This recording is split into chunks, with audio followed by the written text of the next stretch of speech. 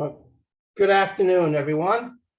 I'm Mike Serra. I'm the Executive Director of the New Jersey League of Municipalities. I'd like to thank you for joining us today for the latest in our Lunch and Learn series on cybersecurity. Before we begin the program, a few housekeeping items. The session is being recorded and it will be posted on the League's website for viewing later as well. The PowerPoint presentation, which you're about to see, will also be made available online as well. This is a webinar format, but we're running it via Zoom meeting. So if you have any questions, feel free to drop them in the chat box. Paul Penna, the League staff, will be monitoring the chat box, as will I. So we'll try to address as many of the questions as we can at the end. Please mute yourselves during the program as well, just so we're not getting any background noise. Joining us today is Krista Valenzuela, who is the Bureau Chief of the Cyber Threat Outreach and Partnership Bureau at the New Jersey Cybersecurity and Communications Integration Cell. Acronym is NJCCIC. In that capacity, Krista conducts presentations, authors the NJCCIC's weekly bulletin, creates resources for its website, and establishes relationships with critical infrastructure, businesses, organizations, individuals around the state, including obviously the state's municipalities. She has been with the NJCCIC for well over 6 years and has previously worked for the U.S. Department of Defense for 3 years on their information assurance mission. I'd like to thank Krista for joining us today, and as well as to the NJCCIC for their ongoing partnership with not just the League, but with municipalities and local governments in the state. I can't think of a more timely topic than cybersecurity, and particularly for local governments, but really for all of us in our personal lives. And hopefully we won't get Zoom bombed in the meeting as a demonstration case. But again, Krista, once again, I'd like to thank you for joining us here today. I'm looking forward to the presentation. Again, folks, if you have any questions, please drop it in the box, and we will have the recording and the PDF made available later, hopefully by tomorrow as well. So with that, Krista, if you'd like to start the presentation. Sure. Good afternoon, everybody. Thank you so much for having me. Again, Krista Valenzuela. So the NJCCIC, we very often refer to it as the NJCCIC. So if you hear me mention that, this is what I'm talking about, the New Jersey Cybersecurity and Communications Integration Cell. Us in government, as you all know, love our acronyms, so try to make it as long as possible. So I am a cyber threat intelligence analyst by trade. I currently am the Bureau Chief for our Outreach and Partnerships Bureau at the CCIC. So what we are striving to do is make better partnerships with local municipalities, as well as other public and private sector entities within our state. We are membership based. If you're not a member of the NJCCIC, you can do that for free. You can just go to our website, and I'll have our last slide here today. We'll have our contact information on there. Membership's free, of course, and that will get you that weekly bulletin that was mentioned, as well as any standalone alerts and advisories that we push out. So to get started here today, we're going to be talking, of course, about cybersecurity, about the current cyber threats that are out there right now, and the best ways to defend yourself. Instead of having kind of compartmentalized sections of this is what we're seeing, these are best practices, I'm going to have best practices peppered in throughout the entire presentation. At the end, we will go over some of the NJCCIC's current services and resources that are available to you. So to get started here today, this is our current threat environment and what it looks like. So these are the current trends that we're seeing. And frankly, this slide hasn't changed much over the last several years. And that's because these are the main big trends that we've been seeing with our increasing attack surface. So as we are connecting more systems to the internet, we are expanding our attack surfaces. Every time you download a new program, you're expanding your attack surface, new applications on your phone, etc. As we expand those resources and programs that we're using, we are allowing ourselves to have more entities that could be exploited by cyber threat actors to target us. And each of those programs and systems that we have, applications that we have, could contain and often do vulnerabilities that can be exploited. It's one of the reasons why updating either your applications or your phone or your computer is very important, because those plug those known vulnerabilities that can be exploited. So it makes you less of a target, lowers your cyber risk. And risk is going to be something that is a theme throughout the presentation. We're never going to completely fully secure ourselves, our data, but we want to lower our risk as much as possible and increase our resiliency to these different cyber threats. Ransomware is another threat that we've been seeing over the last several years. I think everyone's aware of that. If you didn't know what ransomware was 5 years ago, I'm sure you do now. We will go over that a little bit just to discuss the main attack techniques for ransomware and how ransomware is done. Destructive attacks are also something that we need to be aware of and do occur. These are different from ransomware attacks in that in destructive attacks, while ransomware steals your data and demands a ransom to give your data back, destructive attacks will not allow you to regain access to your data, to your files. So it's destroying that data or those systems that it's targeting. Social engineering is really what I like to refer to as hacking a human. You are convincing somebody to take a desired action that can lead to targeting and exploiting of those individuals and possibly their contacts and their systems. I think it's about 85% of cyber incidents, there is some sort of human nexus. So a human would have to take some action in order for that cyber operation to be successful. And that's why maintaining awareness like you're doing here today is so important to reducing cyber risk. We are seeing more and more criminals engaging in cyber threat activity. And the reason for that is because the barriers to entry, so the level of technical knowledge necessary to engage in a cyber threat operation has gotten lower and lower. There are many resources that are available to criminals and everyday people to learn how to execute these attacks. So by lowering that barrier to entry, we're seeing more individuals in this space. Additionally, the risk in engaging in that criminal activity, cyber criminal activity, is much lower than in the physical space. If somebody wants to rob a bank or steal a car, you are much more likely to get caught than you are if you're engaging in either ransomware or other cyber threat activity online. There are several reasons for that, one of which being that it's more difficult to identify a perpetrator online. And also, if you're outside of jurisdiction, that becomes a factor as well. So it's a lot lower risk for them and could be a lot higher reward too. You can see how much money is gained from not only ransomware, but other cyber threat activity, many of the social engineering schemes that you might come across yourselves.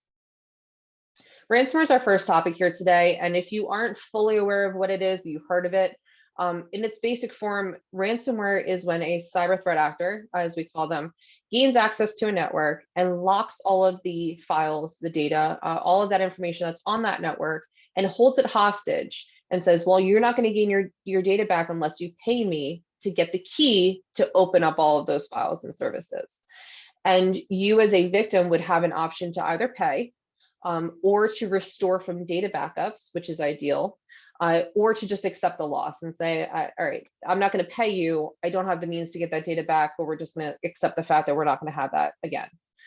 So what we're seeing, as I mentioned before, as far as lower barriers to entry and more criminals getting in this space, there's something called Ransomware-as-a-Service, and it's a play on the phrase software as a service, which would refer to a program like Microsoft Office 365. So you're paying Microsoft to use those programs. You have not created it yourself, but you just pay them to use what they created. It's the same thing for ransomware at this point.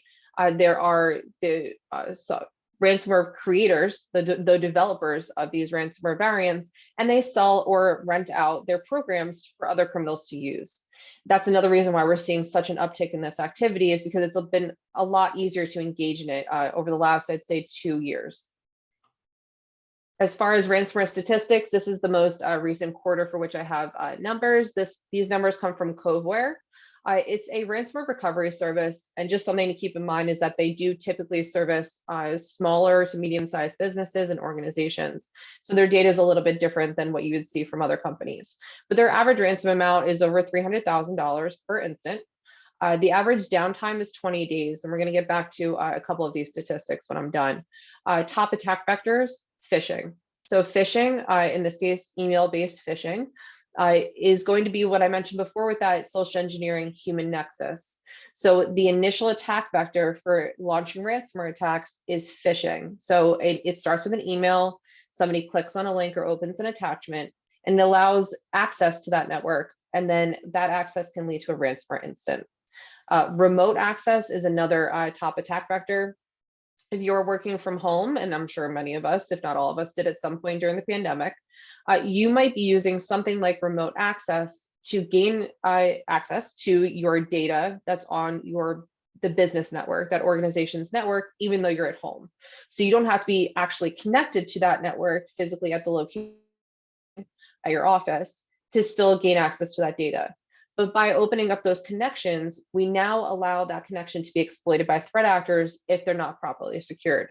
So we definitely saw an uptick in the exploitation of remote access during the pandemic and continuing on now. Ransomware threat operators and cyber criminals are now getting a little bit more selective in who they're targeting. If you heard last year in 2021, there were several high-profile ransomware incidents. Colonial Pipeline was one, JBS Foods was another. And as much as you would think, oh, these cyber criminals want to go after those big fish because they can pay more in ransom, they actually don't. They don't want to do that in a lot of cases because they get all of this publicity, like we did particularly with Colonial Pipeline. And then once they get that publicity and the impact is greater than they had anticipated, they get the attention of law enforcement. And that was the case with the Colonial Pipeline. They did take down the operations of those cyber criminals. It was the dark side ransomware group in that case. So they're getting a little bit more selective about who they're targeting because they want to maintain a lower profile and evade law enforcement as long as possible. 84% of cases involve data exfiltration. So this is a double extortion tactic that they're using. Not only are they locking those files on the targeted network, before they do that, they're stealing data off of the network. So if a organization has data backups, they say, well, I'm not going to pay you the ransom. I have these backups I can use instead. Those threat actors are going to say, well, that's great for you, but I stole a bunch of your data before I did this ransomware incident. And now I can publicly expose that data. The reason that this becomes an issue is for several reasons, depending on which type of data they collect.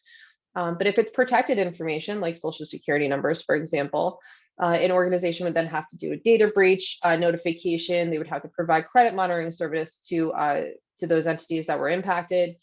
So it becomes very costly if that data is exposed. And proprietary information, things like that as well, can be very damaging for a victim. So it's been very effective in twisting the arm of these victims into paying the ransoms. So that's why we're seeing it in 84% of cases now. The top targets, the top one is professional services. This might be a smaller financial company, managed service provider. So if you outsource your IT or your IT security, you might use something like a professional service. And approximately 3,100 ransomware attacks in 2021.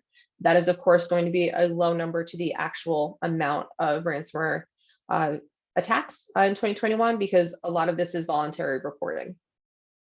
Oh, and I said I was going to go back to the average downtime.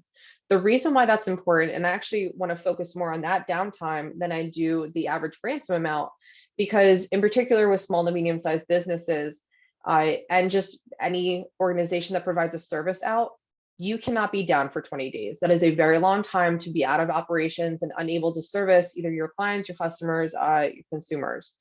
So that downtime is actually more impactful than the ransom amount itself. And that number has been relatively steady over the last year at around 20 days. The ransomware targets, and this, again, this number comes from Copeware, but we always think, or at least I did for a long time, we see the Colonial Pipelines of the world that got hit, these big enterprises and corporations. They are not the main targets of ransomware attacks. And this goes back to that maintaining a low profile. Well over 75% of ransomware victims are organizations and businesses that have 1,000 employees or less. So a lot of municipalities would fall under that. A lot of school districts would fall there, and small to medium-sized businesses as well. So this is actually a much more of a problem for those types of entities than it is for large corporations. And that can be for several reasons beyond just maintaining that low profile. those smaller organizations might have less resources available to cybersecurity, thereby making them more at risk. Increasing your resiliency. So this is the best practices point of ransomware. For ransomware incidents, you want to do your best to prepare for a ransomware incident instead of making yourself resilient to it necessarily. So you want to make sure you have data backups. If you're hit with ransomware, you want to make sure you have offline data backups, so not connected to your network at all. You want to have your own proprietary or protected information on your network encrypted, so that if they want to do that data exfiltration, if your data is encrypted already, that threat actor, that cyber criminal, will not be able to access that data and then publicly post it online. So protecting your own data is very important there too. And business continuity. This is something I'll mention towards the end of the presentation as well. Exercising your continuity of operations plans, disaster recovery plans, incident response plans are highly beneficial in reducing that downtime I mentioned before, because everyone knows what their role is in case either a ransomware or other cyber incident occurs. Having everyone know what their role is and the responsibility and what the steps are that you're supposed to take ahead of time can significantly reduce that downtime that you incur. So that's if you are a victim of ransomware, what should you do? It depends. If you have cyber insurance, they should probably be your first phone call, unfortunately. And I say unfortunately because for us at the NJCCIC, we want to be able to provide out as much of as guidance and consultation to victims in what steps they should take, that we advise that they take in a ransomware case. But with cyber insurance, they can be very particular on the steps that need to be taken for them to pay out a claim. So we at the NJCCIC don't want that victim to have their claim denied because of something that we did, or that we overstepped in our guidance on what you should do, because they can be very particular on what those steps that should be taken. However, we do, of course, recommend reaching out to us. If you don't have cyber insurance, we can absolutely walk you through what we would recommend the steps be taken to figure out the initial attack vector, what the scope of the incident is, how much data has actually been impacted, how many systems, etc. So definitely, we can still be your first call, even if you do have cyber insurance, but we will recommend that be the person that you reach out to. And you should know ahead of time who at your cyber insurance company it is that you need to reach out to if you do experience an incident. You don't want to be calling and being, tip-topped over to a bunch of different people at your insurance company before you find the right person in a case of ransomware, because time is of the essence. Credential compromise is going to be our next topic. When I refer to credentials, what I mean is just the combination of a username or email address and password. That's your credential. And credential compromise is very, very common. And in that Colonial pipeline incident that I've been mentioning, this happened in June of 2021, I believe, maybe May. This was a very high impact ransomware incident in which this company was only down less than a week. So far less than that 20 days that I mentioned before. They did pay the ransom, but were able to recover some of that with the help of law enforcement. People were panic buying because of the fact that Colonial Pipeline got hit with ransomware, and that they had to completely shut down operations while they were doing the incident scope and recovery process. They service about 30% of the gas stations in New Jersey, but if you go farther south, it's much higher percentage. So people were panic buying, they were causing shortages, causing gas stations to close. This incident occurred because somebody reused a password. Somebody at Colonial Pipeline, a staff member of Colonial Pipeline, reused a password for their corporate login that they did for some other online account. That other online account had a compromise, and their password was exposed.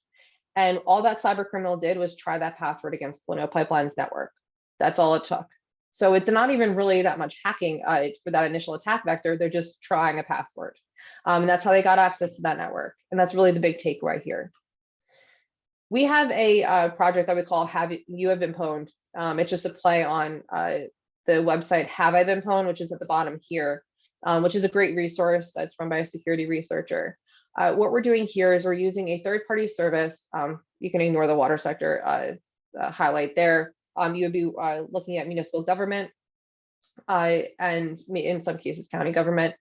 What we're doing is using a third-party service who looks through the dark web as well as the open internet to find a combination of an email address and a password, so that credential. We provided that third-party service with domains. So depending on which township you are, whatever that ending part of your email address, we provided that over. So if they find any positive matches, they notify us. And then we provide out a possible account compromise or password compromise email to whoever our contact is, in this case at the municipality. We're doing this as a service to alert that township or whoever else we're notifying that that password is exposed so that user can change their password. So if you have received one of these, this is kind of the background of that, but we do note that in the email that you receive as well. The education sector is far and above our most notified. That's for several reasons, one of which being that they use a lot of online services teachers for their instruction. So they have a lot of passwords that they're probably either using or reusing.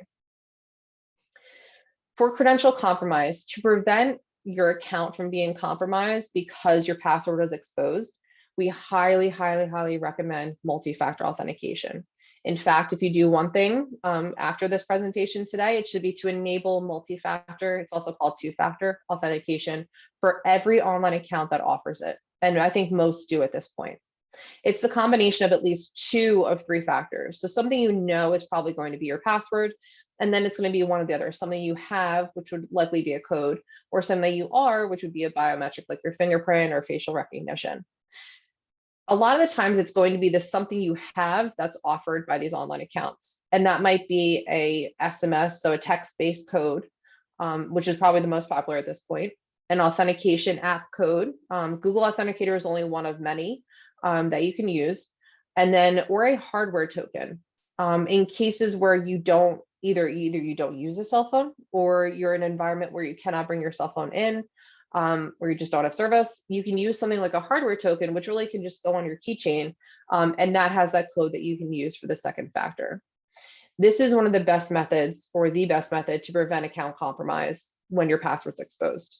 Because if they provide that password when they're trying to log into your account, they'll be prompted for that second factor, which they in most cases won't be able to have because they don't have access to your phone, they don't have access to the hardware token, etc. We do recommend either the hardware token or the authentication app instead of the text messages, because there are certain cases where the text messages can be intercepted by somebody. That's very targeted. So any method is better than none at all. Social engineering, these are just some of the losses from 2021. This information comes from the FBI's Internet Crime Complaint Center. The losses in 2021 are up from 4.2 billion last year to 6.9 billion this year. So quite the uptick year over year. Ransomware was 49 million in losses, and these are US based numbers. Business email compromise was actually there are far more losses that were incurred from business email compromise than even ransomware. 35% of all losses were related to business email compromise, and I'll go into what that is.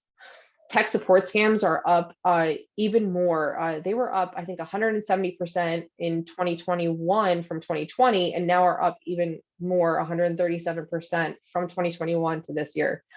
So nearly $350 million in losses from tech support scams. I believe I have a slide on that too. Complaints, only the amount of complaints, so the number of complaints only increased 8%.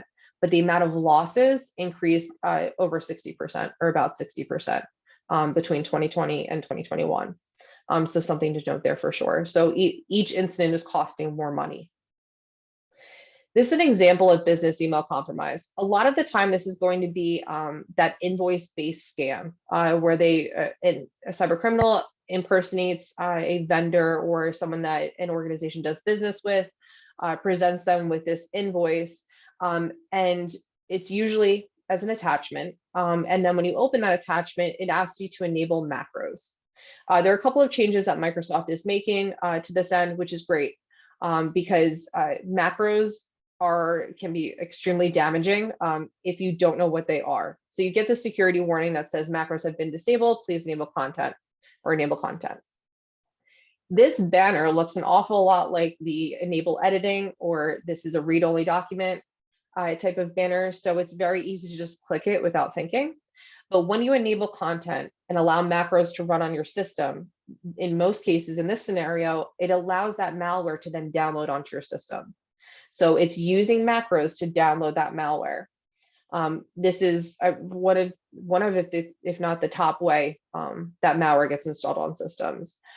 So if you see that banner, never enable macros, or in this case, enable content, unless you are 100% positive that macros are needed on that document.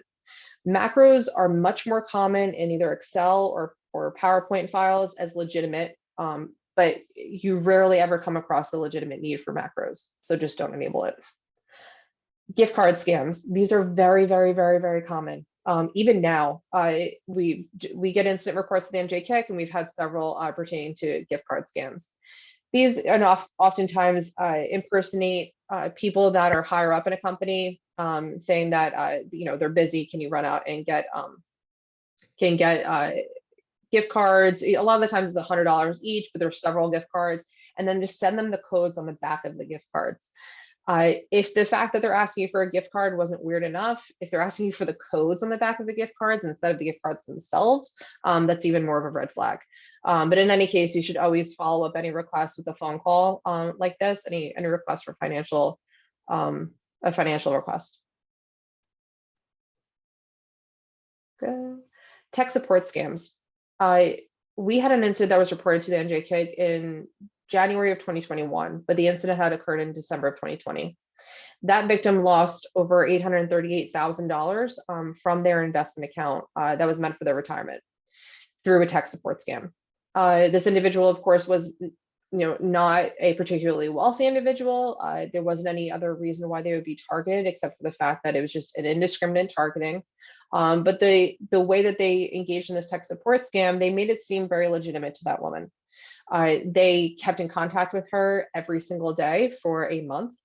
They had convinced her that they were conducting this investigation about somebody that was trying to gain access to her system. And for precaution, they wanted her to move her money over to a separate account, and then that money would be moved back after 30 days. She did not know that it was a scam until that 30th day came. And when she tried to contact them, she could no longer contact them. She never received her money back. Because of the time frame between when she transferred her money and when she contacted us, if you move money and then you don't know that it's a scam for that long, your chances of getting your money back are slim to none. If you find out within a week, in some cases you can maybe get some money back, but it's really a couple of days that you have. So she's out that money, and we did kick that over to the FBI to conduct that investigation because of the high dollar amount that was lost. But the chances of her getting her money back are still extremely thin. But these are two examples of what it might look like. Microsoft is never going to contact you about a virus on your computer. Same thing with Apple. The only time you'll ever see a pop-up that's indicating there's malware on your system would be from an antivirus or anti-malware program that you have installed on your device. And even then, do not give remote access to your device to anybody. Do not pay for some random program that they claim will get this virus off of your device. If you are ever in doubt, I would bring it to a reputable computer repair shop to have them investigate. Don't give any of that information away. Email-based threats, and I'll try to kind of move through this. It's taking a little bit longer than I had anticipated. So this is an example of government impersonation. We see many of these. We see impersonation of the New Jersey Pensions and Benefits. We see New Jersey Department of Transportation. And in this case, this is the federal IRS that they're impersonating. You'll see here that the display name, which is the IRS online at treasury.gov, that is known as the display name, has been spoofed. So that is, I have a couple of slides. It's extraordinarily easy to change a display name of an email. So they're just impersonating IRS. The IRS, the display name does not match the sender email address. They do provide a zip file attachment. And a red flag there is that the password for the zip file is included in the same email. That is a red flag because there's no point in protecting that file, that attachment, if you're going to have the password in the same email. So you would always send that out of band in a separate email if that was legitimate. There's a slight misspelling, which I actually missed when I first reviewed this. So it's a very subtle misspelling. But as you've probably heard, the IRS does not contact you by email. But people get very concerned when it's somebody like the IRS contacting them about their information. In this case, it does refer to a W-9, which is IRS related.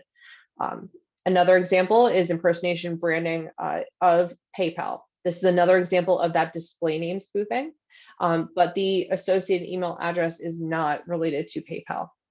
They use the logo for PayPal, and the actual construct of the email is extraordinarily similar to what you would legitimately get from PayPal. So they constructed the email to be very convincing. There aren't any obvious red flags aside from the email address that it's coming from. If you click on the link to resolve your concern now, you would be brought to a fake, so a phishing website that asks for your PayPal credentials, email address, username, and password. Once you submit that, you would likely be brought to the legitimate PayPal page, but because you submitted your information, that is then sent to the cyber threat actor. Display name spoofing, this is an example. I have a Gmail account as my personal account. And what I did here is show you how easy it is to do display name spoofing. Please don't do this in your own lives, but I just want to show you that this is very trivial.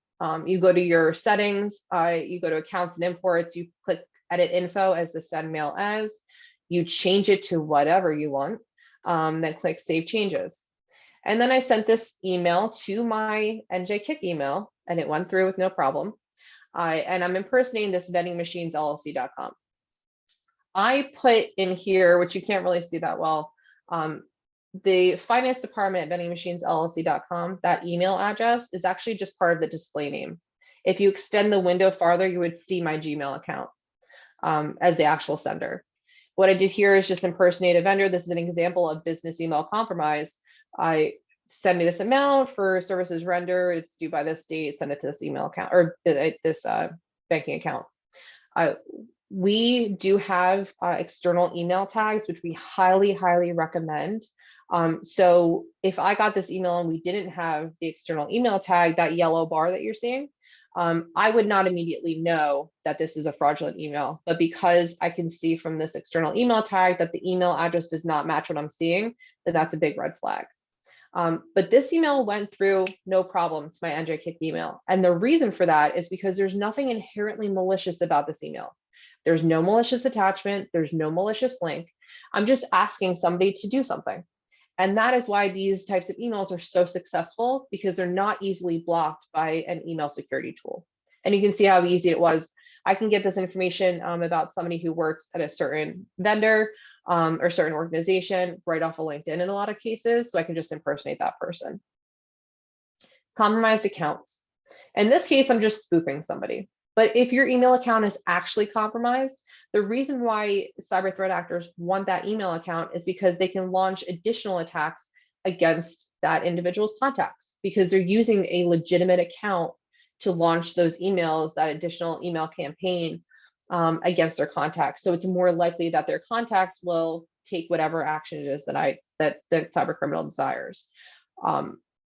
If your account is compromised, there are several things that you should do. The first of which being, of course, if you can change your password to regain access to your account, that's great. Enable multi-factor authentication, like I mentioned before. If you have multi-factor already enabled, you're much less likely for this to happen to you. But in a lot of cases, if your email account is hacked, that cyber criminal will then put multi-factor authentication on that account.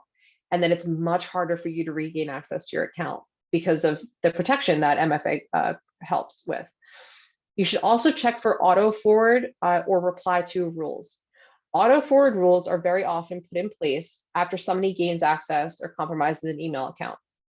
The reason is because if they put an auto forward rule for the email to go to another account that cyber criminal has control over, that owns, then if you change your password, even if you enable multi-factor authentication, if that auto forward rule is still in place, they'll maintain access to all of those emails that go to your account. So you want to make sure that you're deleting any of those that have been put in place. As another example of business email compromise, this one was very recent, from the 13th of this month. The reason I'm mentioning this here, this was it was actually a K-12 email account that was hacked. It was actually legitimately hacked. It wasn't impersonated. But in this case, if you look, it looks like these are two attachments, but they're actually image files, or images rather, images that have been linked. So if you try to save as on either of those attachments, you're actually just clicking on the link associated with that image. So you're going to be brought to a website, even though you're not trying necessarily to go to click on anything or open anything up. So it's very dangerous. This is a new method that I've seen. I hadn't seen this before the 13th. So just wanted to mention that here. Thread hijacking, real quick. This is just this is a method that's used to make a malicious email look more legitimate. Like as a thread, a previous thread conversation, email conversation. So then it looks like that you've been in contact with this person before. So then it raises less suspicion when they send you an email. Cyber resiliency, kind of the bread and butter of this this presentation, really.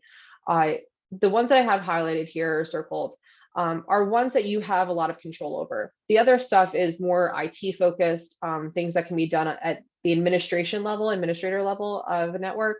But these ones you have control over. Enabling MFA, I'm going to mention it again. The director and I always joke we're going to have MFA on our tombstones because we talk about it so much. But it really is one of the best methods that you can enable now to lower your cyber risk and increase your resiliency. Keeping systems, applications up to date and updated. When you get that notification that there's an update, either for an application or for a system, operating system, do it as soon as possible. These plug those holes, those vulnerabilities that I mentioned before, making it less likely that you're going to be targeted by exploiting one of those vulnerabilities. So you're reducing your attack surface. Deleting unused programs and applications. Speaking of reducing your attack surface, if you have apps on your phone that you no longer use, just delete them, because that reduces your attack surface by not having those on your device at all. So if those applications have vulnerabilities, you don't need to worry about it because it's not on your phone anymore. You have uninstalled it.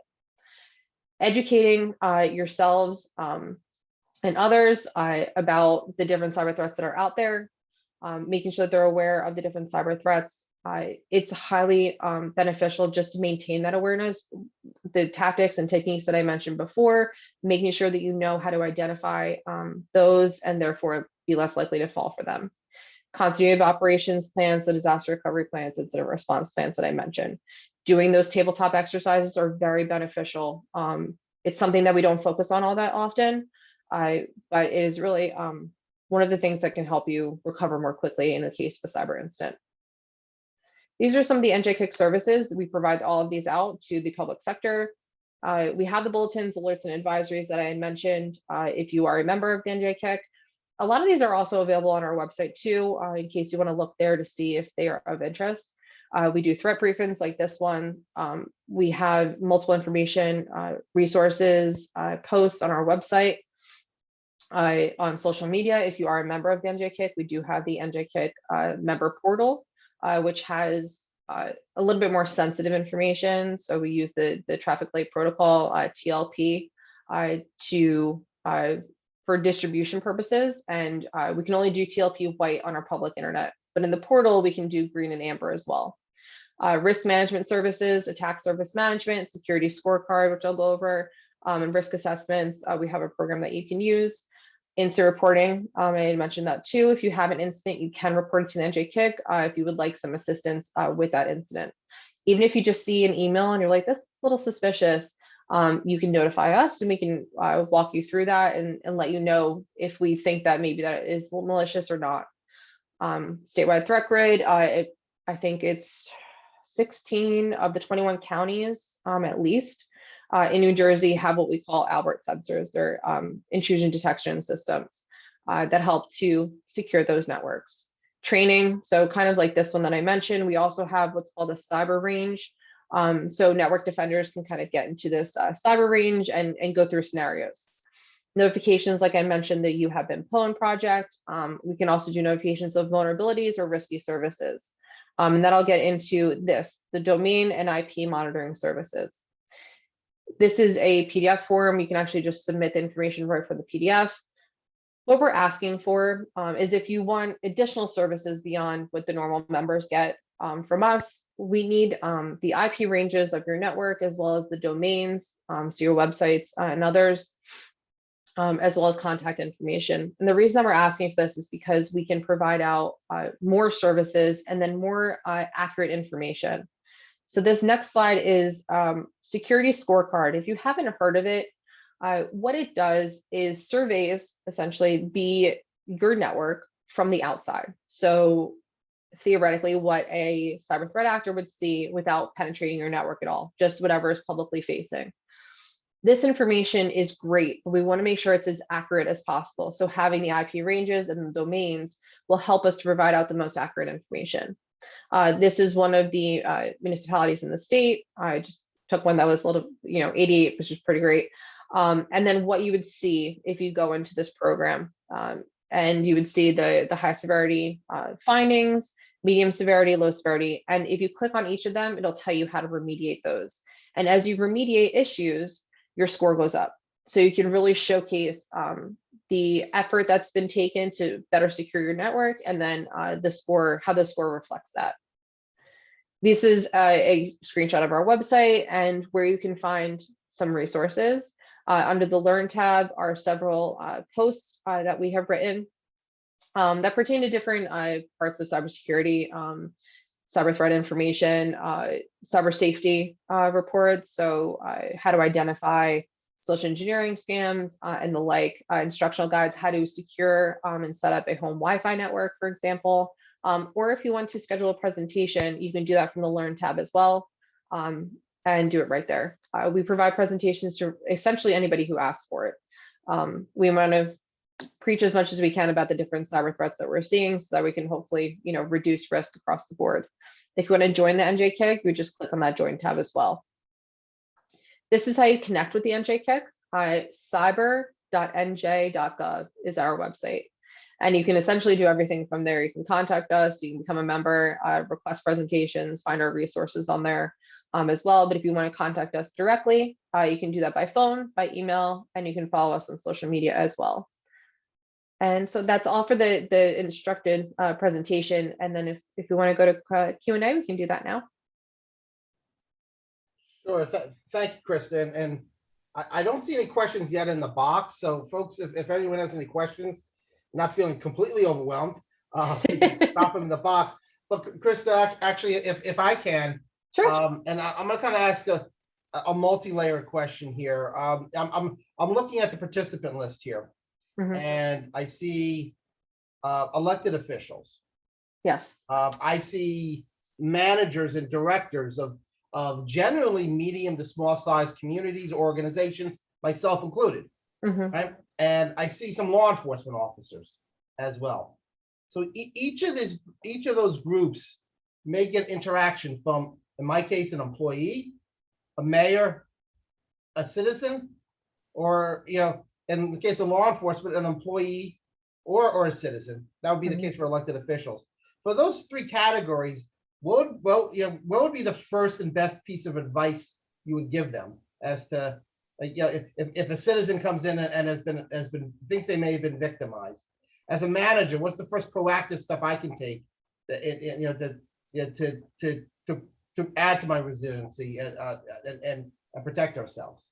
So it's kind of multi-layered there. So I apologize, but let me kind of throw it out as an open-ended question.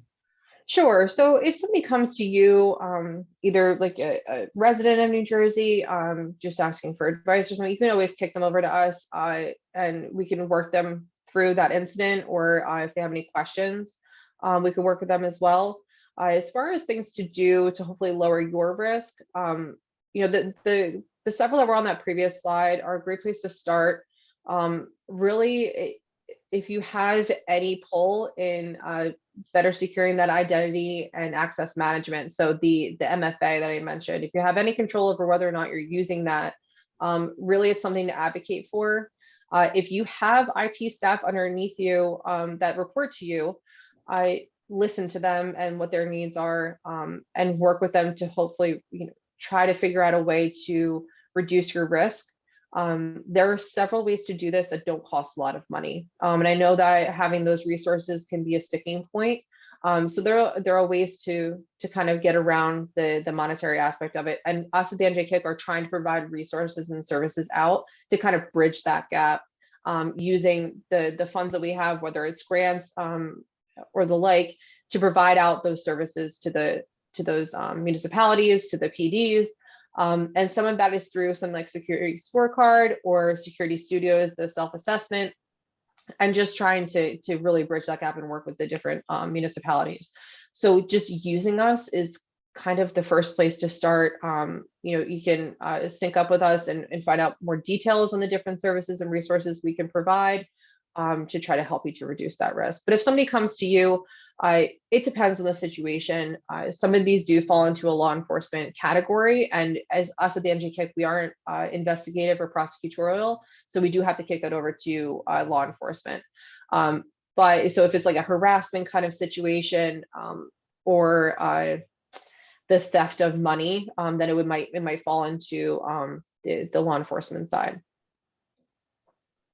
I know you made a comment that kind of I flagged was about, I guess the surface, and protecting the surface attacks, and I think it might be more helpful that every time we seem to do an update, they seem to add applications either to the phone or to your desktop, which it annoys the heck out of me on my phone because these are usually games or something else that I never use.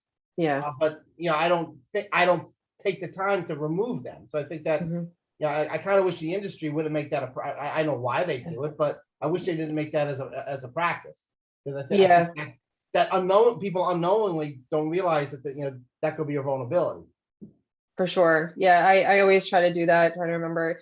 And the ones that come inherently with your devices, sometimes you don't even have the option to uninstall them, but you can disable them at least. So hopefully that provides a little bit of a protection there, if not for just security, but for battery usage and space usage and all of that. But yeah, I definitely recommend just doing an audit every once in a while of your information that you have and the different applications as well. And one thing that I didn't mention before, with the data backups related to ransomware, that's a good practice to do as a home user too. To have data backups. You can, in most cases, a USB drive is big enough to hold the data that you would need to move over. So like family photos, it's great to have a cloud backup, but in theory that can also be attacked too and compromised. So having something completely off of your network on that USB drive that's in a drawer somewhere, with any family photos, or if you have tax information, other sensitive information, you want to make sure you maintain access to that. Pulling down your tax returns, if you do online taxes yourself, make sure you're pulling them down, take a backup of them as well. So just wanted to mention that too. That's a practice that I've started doing this past year. Hi, Paul, I see we got a few hits in the chat box. Are there any questions we can relay?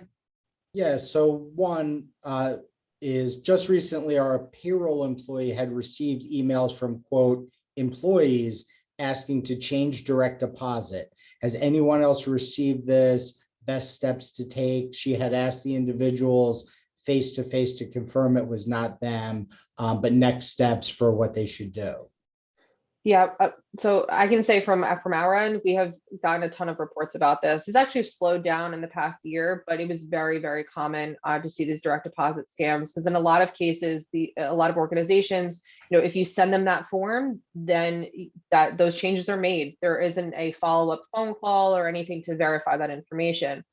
Procedural changes is probably the best bet here, making sure that you follow up with a phone call with the number that is associated with that employee. Doing something face-to-face is great too, but just making sure, verifying that information, that it needs to be changed. In some cases, even the direct deposit change forms were found online.